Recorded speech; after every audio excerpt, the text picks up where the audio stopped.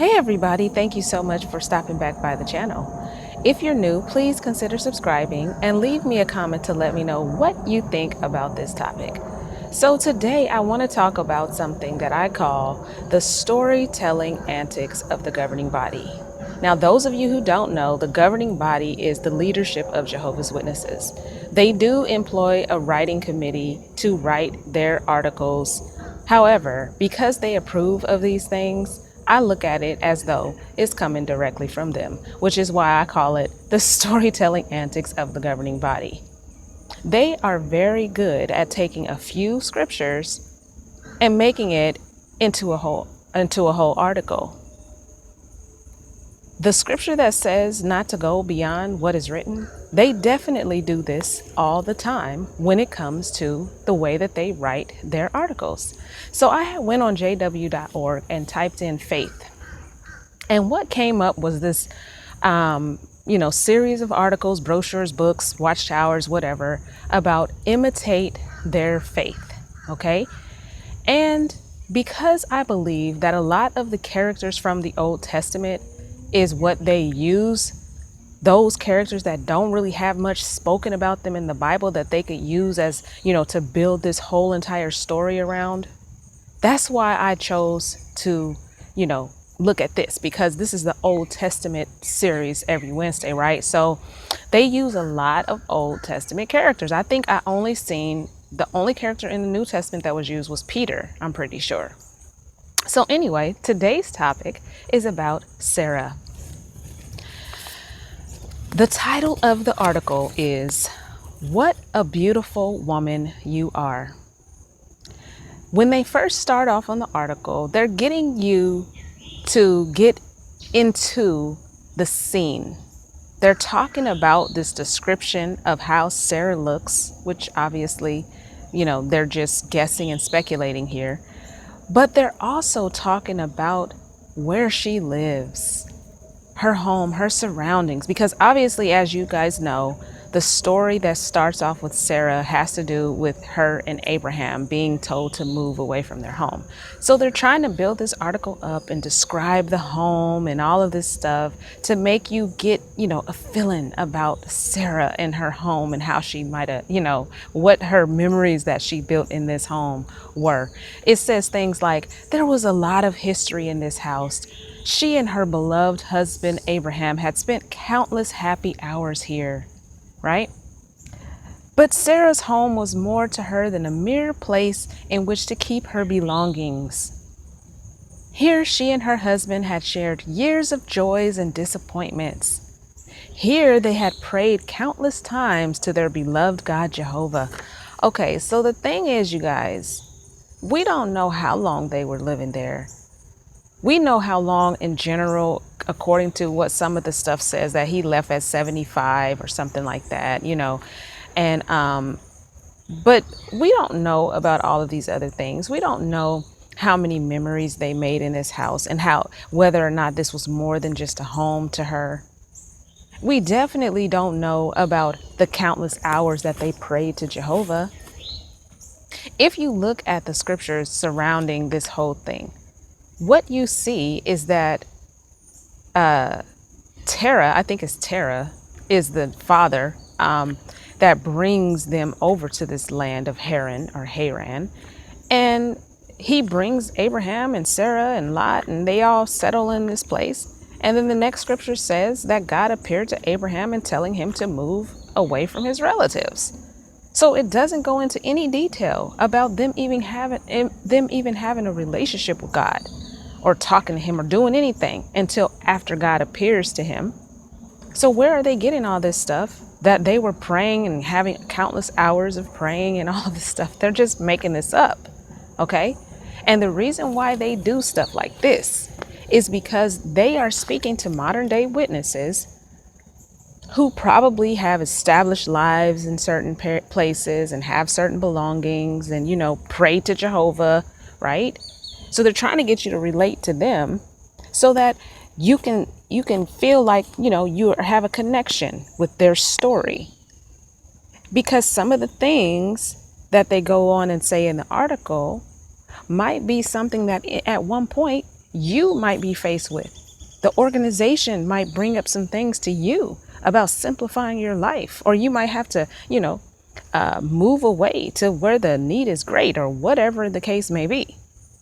So they're setting this all up because it would mimic your life as a witness. But the Bible doesn't say anything about any of this stuff that they're saying. Okay. So let's move on. These paragraphs aren't numbered, so I'm just kind of, jumping through them. So this one starts off by saying this. Sarah is known in the Bible for her great faith. Okay, where is Sarah known in the Bible for her great faith? How often do you remember scriptures about Sarah? Let's look at the scripture that talks about Sarah's faith, okay, to see what they're talking about. And that's in, it's Hebrews 11:11, okay? This is a scripture that talks about Sarah's faith. And I'm in the Christian Standard Bible.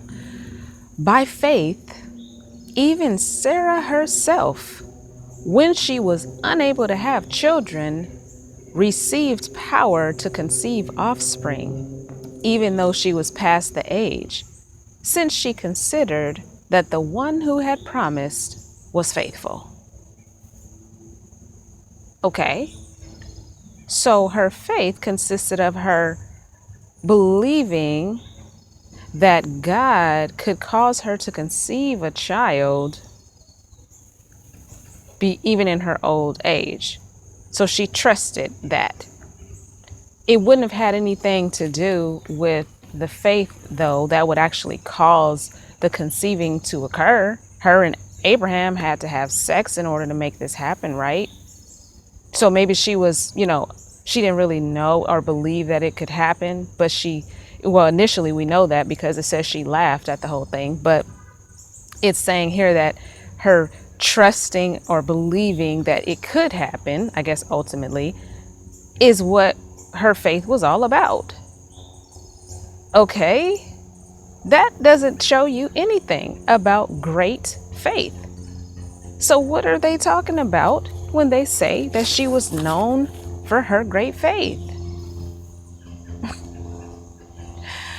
Okay, let's continue. It says, but it was not faith in the moon god widely worshipped in Ur, where a tower to that god loomed over the city. Rather, Sarah worshipped the true God, Jehovah. The inspired record does not say how she gained that faith. Her father, for a time at least, was an idolater. At any rate, she married Abraham, a man 10 years her senior. Okay, then it starts to talk about Abraham and how he became the father of all those living. But you see how it says she worshiped the true God, Jehovah? When do we see any of this taking place in the Bible? We don't. We see God appearing to Abraham and telling him things, but we don't see Sarah showing this great faith and worshiping Jehovah like it says here. But this is what they have to keep saying in order for you to feel like she obviously had faith in Jehovah. They have to keep reiterating this point, or else it doesn't sell the story. Now, this is interesting too. Abraham came to Sarah brimming with excitement. He could hardly believe what had just happened. The God they worshipped had just spoken to him, had even appeared to him, no doubt by means of an angel. Imagine Sarah, her lovely eyes intent on her husband, breathlessly asking, "What did he say to you? Please tell me." Perhaps Abraham first sat down to collect his thoughts. Then he told her what Jehovah had said. "Go out from your land and from your relatives and come into the land that I will show you." After the initial excitement abated, they contemplated the assignment Jehovah was putting before them. They were to leave their stable, comfortable life and live as nomads. How would Sarah respond? No doubt, Abraham watched her keenly. Would she willingly support him in such a great change in their life? Okay, you guys. Abraham sounds very, very excited about this whole thing, right? According to this article. But let's read the one scripture that they list to build this whole story up. It's in Acts 7, 2 and 3. Brothers and fathers, he replied, listen. The God of glory appeared to our father Abraham when he was in Mesopotamia before he settled in Haran, and said to him, leave your country and relatives and come to the land that I will show you. Okay, so there was no excitement there. There's no indication that he sat Sarah down and rushed to tell her about what had happened to him. There's none of that. But this was Acts, so maybe they were just, when they were retelling the story, they left all the details out. So let's go back to where it actually happened, right? Which was in Genesis chapter 12. Verses 1 through 4. The Lord said to Abram, go out from your land, your relatives, and your father's house to the land that I will show you. I will make you into a great nation. I will bless you. I will make your name great, and you will be a blessing. I will bless those who bless you. I will curse anyone who treats you with contempt, and all the peoples on earth will be blessed through you. So Abram went as the Lord had told him, and Lot went with him. Abram was 75 years old when he left Haran. So it doesn't even tell us anything about Abraham's feelings about this. Yes, you can look at it and say, okay, most people probably would be excited if they was told by God that they was about to be made into this great nation. But the way that they word this article here is not as though it's an assumption or it's a guess. It's saying how he was actually acting. It's laying it out for you. And the thing is, because some witnesses don't really read all the scriptures because they're just trusting in everything that the governing body is putting in these articles, a lot of this stuff they might actually think that was what happened. But the Bible doesn't say anything like that. Okay? But I just thought it was interesting. I mean, it's really a small detail, but it's just interesting that they did all of this and talked about how he was intently looking at Sarah's eyes and all of this stuff and sitting her down and breathless, out of breath, trying to tell her all this stuff. They don't know any of that stuff. Okay. But then we go on. The choice facing Sarah may sound foreign to us. We might think, well, God has never asked me or my spouse to do anything like that. Nonetheless, do we not all face a similar choice? See, here we go. Now it's turning it around to the reader, the witnesses. We live in a materialistic world, one that may urge us to put first in life our own comforts, our possessions, or our sense of security. But the Bible urges us to make another choice, to seek spiritual things first, to put pleasing God ahead of pleasing ourselves. As we contemplate what Sarah did, we might ask ourselves, what choice will I make in life? So you see now, you guys, how they smoothly turned it around to the witness reader. First, they were building this whole thing up about Sarah, which is nothing even mentioned about Sarah, really. Once you see what it actually says about her, besides that scripture I already read, you'll see that it's really nothing about her in the scripture. But now they're saying, do we not all face a similar choice? What choice will I make in life? Now this is getting the witness to start thinking about that. But what I found funny is how they say, we might think, well, God has never asked me or my spouse to do anything like that. Okay, and God will never ask you or your spouse to do anything like that. You know why? Because he's not talking to people like that. who would ask you to do something like that. It's the governing body, to get rid of your possessions, to donate stuff, to the organization, to move, to simplify, all of this stuff. That's who will be asking you that, not God. But it's just funny how they put that in there so that you can get ready when God does ask you, meaning the governing body. But anyways, let's move on. Okay, let's move on. Let me see. Did I skip something? Okay. So now it's talking about them going out of the land, right?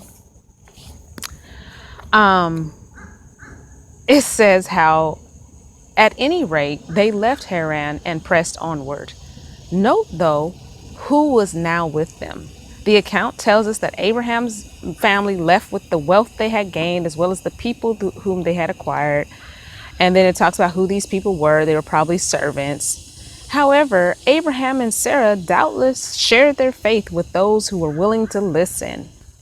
Then it talks about how some ancient Jewish paraphrases say that the people referred to in this verse were also proselytes, people who had joined Abraham and Sarah in worshiping Jehovah. Okay. Then it says, if so, Sarah's deep faith, no doubt, made her very convincing when she spoke to others about her God and her hope. What deep faith are you talking about? The only faith that it talked about in Hebrews was about how she trusted that God was faithful in order to have her conceive. As it stands right now, we haven't even got to that part yet. This is simply about them moving. God has not come to them yet and said that Abraham was going to conceive his son yet. That hadn't happened. So what great faith are you guys talking about that she was preaching to people about? And then you say that this no doubt made her convincing when she spoke to others. Okay, but then the reason why they want you to think about this, because it says this next. That is useful for us to contemplate. So what are we contemplating? The idea that perhaps this great faith made her convincing, which this great faith that is not even talked about, but to contemplate the possibility of this great faith is useful for people today, because we live in an age when faith and hope are in desperate short supply. When you learn something good from the Bible, could you share it with someone? So see, now they're trying to put it in the witness mind to witness to people, to bring in more people, to bring in more converts, basically. So they use this supposed faith of Sarah that's not even mentioned in the Bible to get the witness to imagine that she was witnessing to people, right? And this will help them to do the same thing when they see see people. But even when it talks about their faith in serving Jehovah, it definitely wouldn't have, even if it was, they did have it, it wouldn't have been what we got going on in this day. So even if they did talk about it, they might have just been saying, God told us to move. He told us he was going to make us a great nation. Like what? I mean, they're trying to make it seem like it was some other stuff though. Talk about these great truths from the Bible. They weren't talking about any of that. The Bible wasn't even written back then. But anyway, so this is the thing about this whole leaving thing that they, when it came to Sarah, right? They were trying to build up this whole dilemma that she was facing to make it seem like she had this faith when they had to move, because they talk about her. It talks about her facing this dilemma of what to keep and what to leave behind. Then it says, no doubt many of their possessions would have to be sold or given away. Gone too would be the conveniences of city living. Perhaps it was harder still for Sarah to give up her home itself. Then it talks about how some of the archaeologists that uncovered these homes and how these homes could have been very, grandiose and have many rooms and all this stuff. Then it talks about her leaving her family behind and all of this stuff, right? Okay, y'all, just, keep it down for a minute. Keep it down. But it says, despite the challenges, Sarah was packed and ready to go on the appointed day. Okay? But let's look at the only scripture that mentions anything about Sarah when Abraham was moving his family. Okay? That's back in Genesis chapter 12 again. So we've seen that it says that he appeared to Abraham and told him all this stuff about blessing him. And then he went, it says he went as the Lord had told him. He was 75 years old. That was verse 4. Then verse 5. He took his wife Sarai, his nephew Lot, all the possessions they had accumulated, and the people they had acquired in Haran, and they set out for the land of Canaan.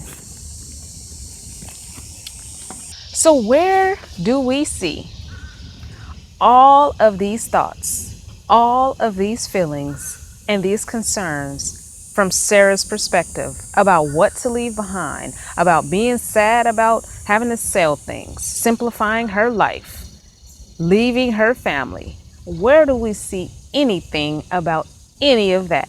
Where do we see Sarah even responding or Abraham even talking to her about the fact that they were going to move? It doesn't say anything. It just says he took his wife Sarah and they went. That's it. So we don't know if she wanted to go. We don't know if she was happy to go. We don't know if she complained and told him, why do I have to go? Or we don't know if she was, we don't know anything about this. But they make it seem like despite all of these issues and all of these things she had to face, that she had to leave behind, she was still packed and ready on the day it was time to go. Showing you that she was, submissive, that she had this great faith in Jehovah also, right? So we can imitate this faith by when we're told to do something like this. Again, it would be by the governing body, not God, that we would be just as willing as Sarah was, okay? This is just so interesting, you guys, how they do this. It's funny. So now moving right along. Now, this part really gets me. This is when it talks about them going into Egypt. Okay. So you know the story. He's afraid that Pharaoh will see how beautiful she is, about how beautiful Sarah is. So he tells her to pretend like she's his sister, right? And then the article tries to make it sound good, the whole lying thing, even though we're not supposed to lie, right? Obviously, we can lie sometimes, especially in, the art of warfare, even though this wasn't that, but they try to give their little, reason why it was okay. So they say Abraham was neither a liar nor a coward, as some critics have charged. Sarah was in truth his half-sister. Why are you marrying your half-sister anyway? But anyway, that's another story. And then it talks about how Abraham and caution was well-founded, that they knew nothing was more important than God's purpose. Well, if nothing was more important than God's purpose to fulfill this offspring, right, or to produce this offspring, couldn't God have protected them? Couldn't he have called out to God, like, what should I do? Like, why are you going to tell a lie? But that's a whole nother story. But then, of course, it says that they just went ahead and did this. And Sarah humbly cooperated with his decision. So you see how they try to throw that in there, wives or women, right? To let you know, like, something like this, you're not supposed to speak up. You're not supposed to tell your husband, why do I have to say I'm your sister? I am your wife. You know what I mean? Like, you're just supposed to just humbly just go with the flow of your, of your man, right? So that was just a little side note. I know they added it in there for that, the way they said it. But then this is what's funny. They jump to this whole perspective of Sarah while she's in Pharaoh's house. Here's what the paragraph says. Think of Sarah looking out over the Egyptian landscape from a palace window or balcony. How does she feel? Living with walls again, with a roof over her head, with fine foods put before her? Was she tempted by a life of luxury? Perhaps a life even more opulent than anything she had known back in Ur? Imagine how pleased Satan would have been if she had sought to abandon Abraham and become the wife of this Pharaoh. But Sarah did nothing of the kind. She was loyal to her husband, to her marriage, and to her God.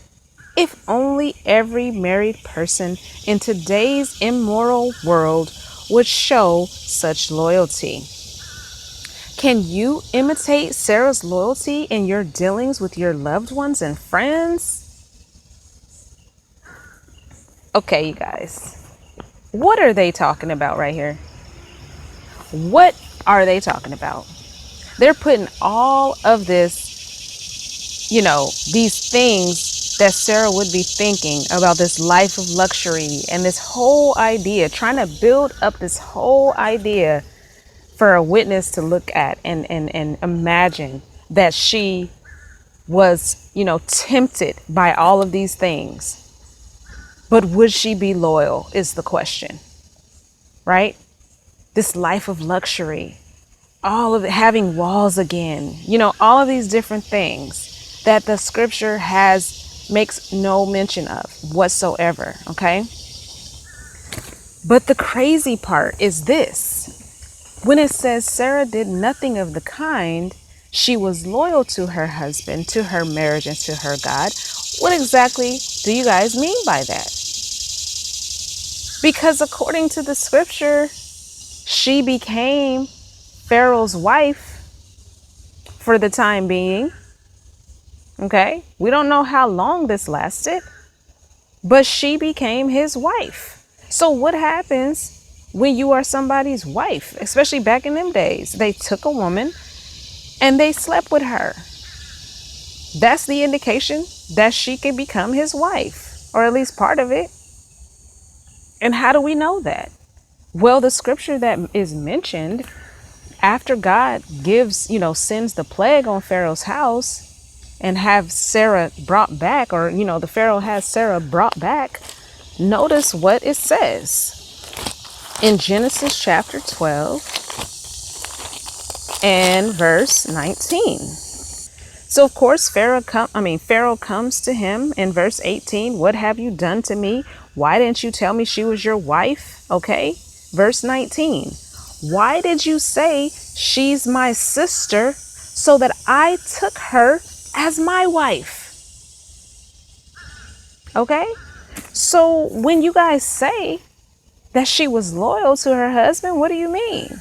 Loyal to her marriage? What do you mean? She had to have sex with this Pharaoh. We all know how women was treated back in them days. They were like possession. So when he brought her into this house, she became his wife.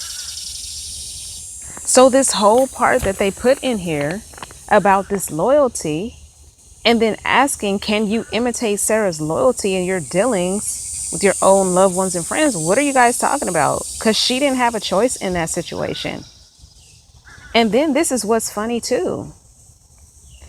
They say here that it seems that she was treated not as a hostage, but as an honored guest.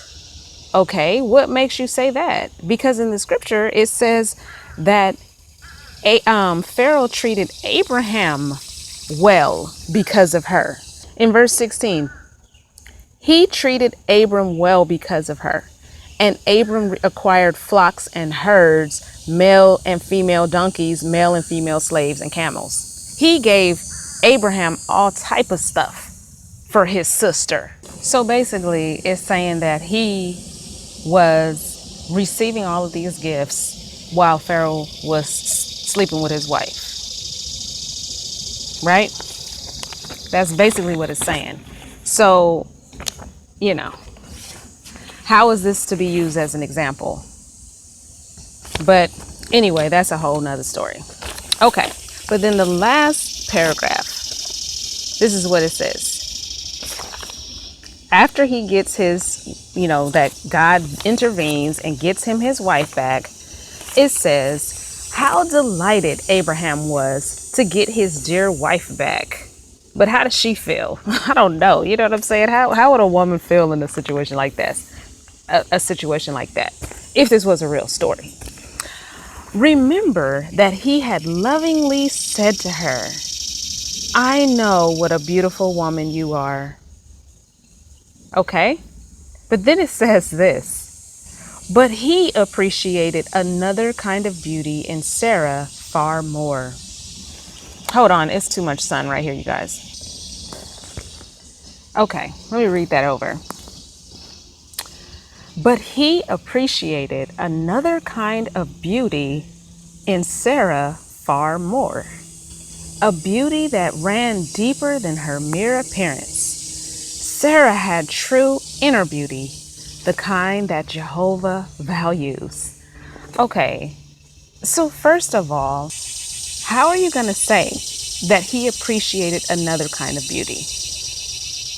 Where in the scriptures does it say that? It never talks about his love for her. It never talks about any of that. So yeah, we would want to assume that a person doesn't just see the external, that they're not superficial. But the Bible does not say that at all. It doesn't say anything about him appreciating anything far more. But the reason why they had to throw that in there is because they wanted to talk about this inner beauty that Jehovah values. Okay? And they're trying to say that Sarah had this inner beauty. But they don't know that. Okay? But then it says this. That is a kind of beauty that all of us can cultivate. And how do we cultivate it? It says it here. If we put spiritual things ahead of material things, okay, how does she do that? The only thing the scripture says is that she went with Abraham. But they wrote all of this stuff in the article about her potentially having to get rid of stuff and simplify her life. Okay, pretty much. So this would be the way that they're saying putting spiritual things ahead of material things, even though this really didn't necessarily apply to Sarah. This is just something that they're trying to tell witnesses. Try to share our knowledge of God with others. When did she do that? According to the Bible, it never says that. But they paint a picture like she apparently was sharing her faith with others. But this is not what was in the Bible about her. This is what they are trying to tell modern day witnesses. Loyally uphold God's moral standards in the face of temptations. Again, when did she do that? As already shown, she actually would have become Pharaoh's wife for a time, which means she had no choice and she had to sleep with this man. So when did she loyally uphold God's moral standards? Okay? But all of that is put together. And then it says, if we do all of that, like modern day witnesses, if you do all of these things, we will imitate the faith of Sarah. But what they should have said is, if you do all of that, you will fall in line with what the governing body wants you to do. Because it's not about imitating the faith of Sarah. The faith of Sarah is not really mentioned in the Bible. The only thing mentioned about her faith, as stated, was when she believed that God was able to make her have a baby. That's the only thing that was mentioned about her faith. Everything else is just the article. Everything else is just speculation. So they end it like this. And then, we think, or witnesses think, that they're imitating Sarah's faith. But what they're actually doing is just doing what the governing body wants you to do. Okay? So that's pretty much it, you guys. I'm thinking I might do a little series on these because they are so they're so interesting, but I don't know, I don't want to beat a dead horse, but we'll see if I do some more. But anyway, I really appreciate you all watching. I hope that you leave me a comment and let me know what you think about this topic, and I look forward to seeing you next week on my next video.